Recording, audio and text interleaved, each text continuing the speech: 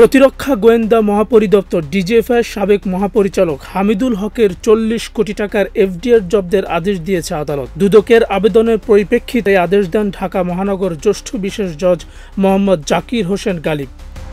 দুদকের সহকারী পরিচালক তানজির আহমেদ জানান, পূবালী ব্যাংকে হামিদুল হকের ৪টি হিসাবে ১০ কোটি টাকা করে এফডিআর রয়েছে। এই বিপুল পরিমাণ অর্থ জব্দে দুদকের পক্ষে আবেদন করেন সংস্থার সহকারী পরিচালক নওশাদ আলী। আবেদনে বলা হয়, হামিদুল হক ও তার স্বার্থ সংশ্লিষ্টরা এসব টাকা উত্তোলন, হস্তান্তর ও স্থানান্তরের চেষ্টা করেছেন বলে দুদক জানতে পেরেছে।